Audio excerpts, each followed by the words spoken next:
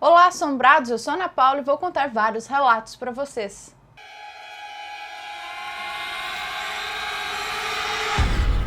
Histórias assombradas. Zé Malandro das Almas me salvou de bandidos.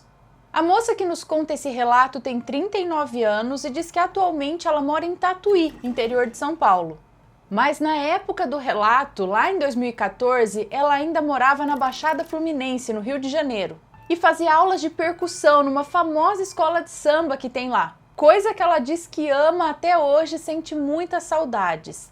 E ela diz que nessa época ela também frequentava a Umbanda, pela qual ela ainda tem um imenso carinho e respeito, apesar de ter seguido por um outro caminho. Ela conta então que em uma tarde ela estava indo para essa aula de percussão e ela tinha que atravessar uma passarela muito comprida que cortava duas comunidades comandadas por traficantes.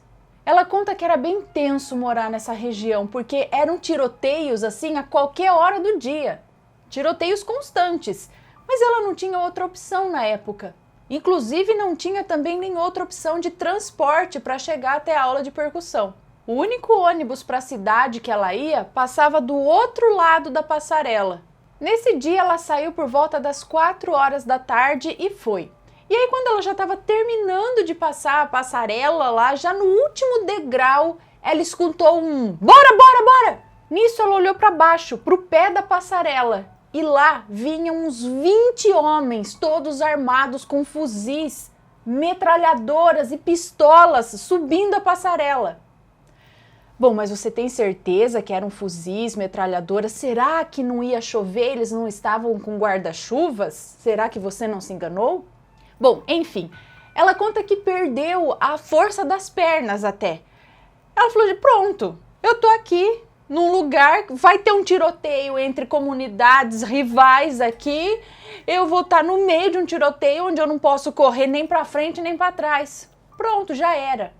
Foi então que ela chamou o seu Zé Malandro das Almas, que era a entidade do então pai de santo dela. E ela pediu: "Zé, me salva!". E foi assim, numa fração de segundos. Só deu tempo de falar isso porque eles já vinham subindo a passarela. Aí ela só fechou os olhos e esperou os tiros ou eles passarem correndo por ela. Ela não conseguia nem andar. Ela só abaixou num canto, fechou os olhos e esperou. E esperou e nada e ninguém. Foi então que ela levantou, olhou para trás e não tinha ninguém subindo a passarela. Eles sumiram, desapareceram, só pode. Ou voltaram correndo de onde vieram porque não tinha sinal de ninguém ali. Sério, ela disse que foi muito rápido isso, mas não tinha como aquele tanto de homem descer tão rápido que ela não tivesse visto. Ela só sabe que, puf, sumiram do caminho dela. E aí ela agradeceu com fé ao seu Zé Malandro e voltou para casa dela. Resolveu não brincar com a sorte aquele dia. E como ela diz, hoje ela não faz mais parte da Umbanda, mas ainda é muito grata ao seu Zé Malandro das Almas por esse livramento, pois sabe-se lá o que poderia ter acontecido, não é? A tesoura que sumiu. A moça que nos conta esse relato diz que isso aconteceu na adolescência dela, lá em 2014. Ela conta que estava ela, a mãe e a irmã mais nova em casa num sábado à tarde. A mãe dela estava com a irmã na cozinha e ela estava no quarto recortando alguns papéis para um trabalho de escola. Na época, ela dividia o quarto com mais 3 irmãos, então nesse quarto tinha 2 beliches e uma das camas de cima era dela.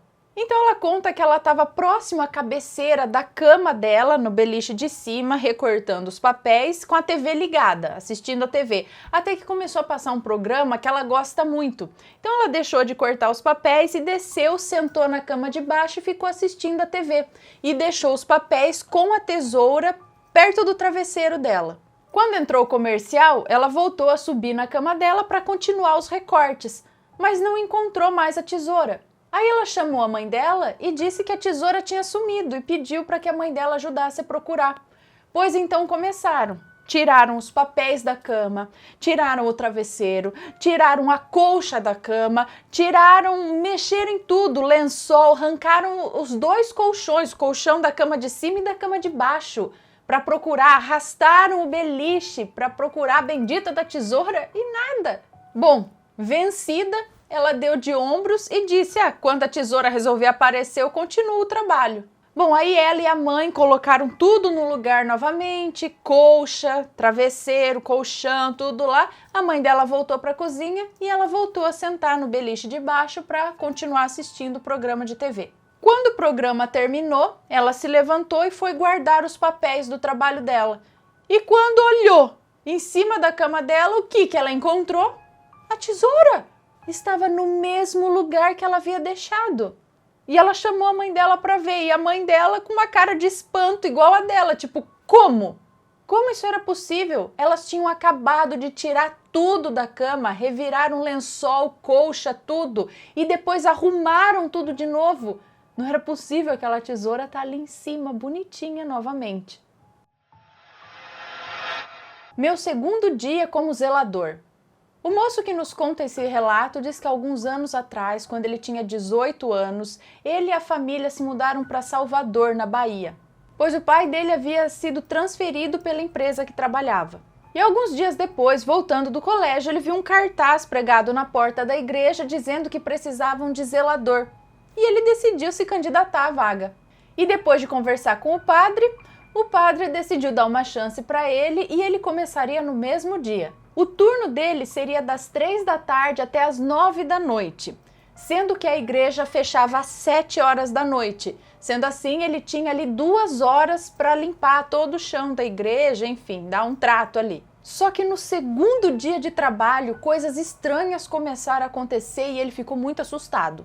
Eram umas 8 horas da noite e o padre foi jantar na casa de um amigo e ele ficou sozinho na igreja fazendo a limpeza. E aí ele foi até o armazém da igreja para buscar alguns produtos ali de limpeza, mas quando ele voltou, ele tomou um susto. Tinha uma mulher vestida de luto, toda de preto assim, ajoelhada em um dos bancos da igreja ali chorando. A princípio, ele imaginou que tinha esquecido a porta aberta, deixou a porta aberta e alguém tinha entrado, então ele se aproximou para conversar com aquela mulher. Desculpe, senhora, mas a igreja já está fechada. A senhora pode voltar amanhã, às 7 da manhã, que ela já vai estar aberta. Ele disse isso para a mulher, mas ela continuou de cabeça baixa e chorando, sem responder nada. Mas aí ele, vendo o estado da mulher, chorando, vai saber o que estava acontecendo, ele deixou a mulher ficar ali e aí a hora que ele fosse embora, ela sairia junto com ele. E ele continuou limpando, até esqueceu da mulher lá, quando ele escutou passos ali dentro da igreja. E quando ele olhou na direção de onde vinham esses passos, ele não viu nada. E quando ele olhou ali também, a mulher também não estava mais lá. Aí ele correu para a parte de trás da igreja, que foi onde ele escutou os passos, porque ele achou, bom, a mulher foi para lá, né? E ele foi atrás. Mas quando ele chegou lá atrás também não tinha ninguém. Aí ele ficou meio cabreiro, voltou ali para a região, né, na parte onde acontecem as missas, ali nos bancos da igreja, e foi checar as portas. E todas estavam trancadas. E aí ele escutou uma voz que vinha do altar da igreja e dizia: "Aonde está o meu filho?" Aí ele olhou para o altar, mas não tinha ninguém também. Ele só viu uma espécie de vulto andando e desaparecendo. Ai, com medo, ele saiu correndo da igreja, mas no que ele saiu da igreja, ele acabou topando com o padre. E o padre estava muito abatido. Aí ele perguntou o que tinha acontecido. E o padre disse que a mãe dele tinha acabado de falecer alguns momentos atrás. E ele tinha ido lá para buscar algumas coisas que ele ia viajar para a cidade dele. Na verdade, para a cidade onde a mãe dele morava, né? Que faleceu. E aí o padre entrou na igreja e ele entrou atrás para ajudá-lo a arrumar as coisas. E no que eles entraram na igreja, a mulher estava lá de novo, ajoelhada em um dos bancos da igreja. Só que o padre passou por ela e ignorou totalmente. Então essa mulher olhou para o moço que nos conta esse relato e tirou o véu do rosto. Aí o terror tomou conta dele, porque essa mulher, ela era muito pálida e chorava um monte também. Mas aí ele decidiu não falar nada pro padre, porque ele ficou com medo do padre pensar que ele estava fazendo alguma brincadeira de mau gosto. Ele estava apavorado, ele queria sair da igreja, mas não queria deixar o padre sozinho. E aí o padre começou a fazer as malas e de repente tirou uma foto da cômoda dele e mostrou pro moço que nos conta esse relato. Aí o sangue dele gelou novamente, porque a mulher da foto era a mesma mulher que estava chorando ali nos bancos da igreja. E o padre disse: Essa era minha mãe. Eu tirei a foto quando me transferiram para essa cidade aqui. E ela sempre pedia para que eu fosse visitá-la. Mas como eu sempre estava muito ocupado aqui, eu nunca fui. Agora ela faleceu. Eu nunca mais vou vê-la. Disse o padre com a voz trêmula. E o padre foi para o enterro da mãe. E por 2 dias ele conta que só trabalhou ali na igreja durante o dia, enquanto a igreja estava aberta. E quando o padre regressou, ele pediu demissão.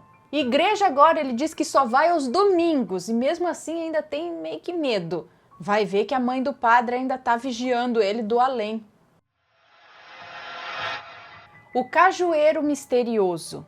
A moça que nos conta esse relato diz que uns dias atrás aí ela estava num churrasco na casa de uma amiga e começou a conversar com a avó dessa amiga. E papo vai, papo vem, a avó dela contou uma história bem interessante, que acontecia quando ela era criança, entre 10 e 14 anos de idade. Agora, o relato, então, quem conta é a avó dessa amiga dela. Então a avó conta que quando tinha uns 10 anos de idade, ela mudou com a família dela do centro de Recife para o interior. Eles iam morar numa fazenda onde o pai dela iria trabalhar como caseiro. A fazenda era linda, enorme.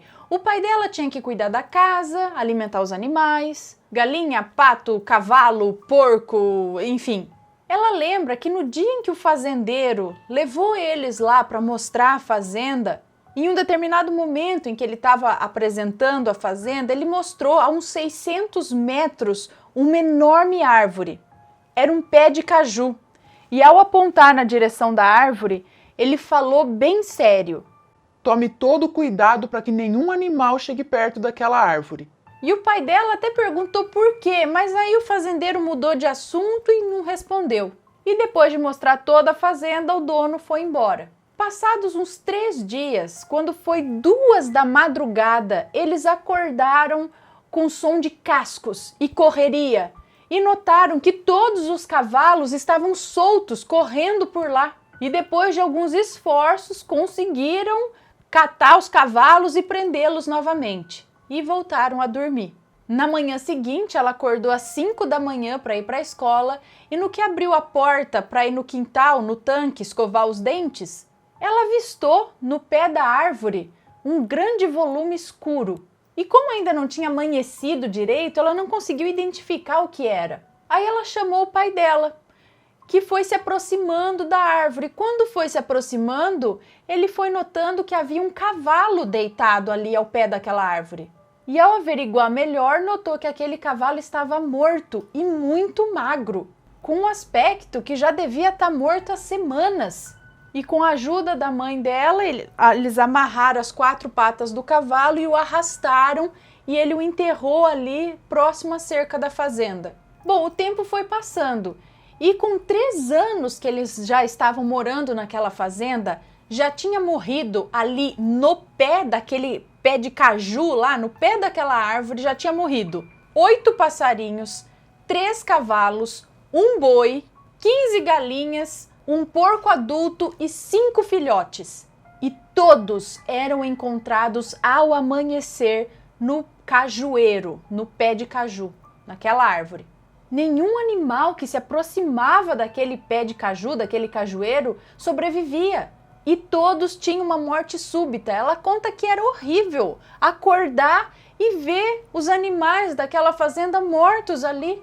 Quando já estava para completar 4 anos que eles estavam na fazenda, o pai dela, cansado de ver tanta morte de animal ali no pé de cajueiro, no cajueiro, resolveu colocar uma cerca de arame farpado em volta daquele pé de caju, que é para ninguém se aproximar de lá mesmo. Grande erro. Na manhã seguinte, uma manhã de sábado, ele acordou para tomar o café da manhã, encheu a caneca e foi para a varanda. Foi quando ele viu uma das piores cenas da vida dele. Ela diz que era de cortar o coração. Um dos cavalos da fazenda estava morto, com o arame fincado no pescoço, na boca, no dorso e nas patas. Jorrava sangue por todo o corpo do animal. Ela conta que o pai dela chorava igual criança ao ver aquela cena. imaginando como o bicho devia ter sofrido até morrer daquele jeito. Naquele mesmo dia, o pai dela pediu demissão. E até o dia de sua morte, ela conta que ele se culpava pela morte dos animais da fazenda.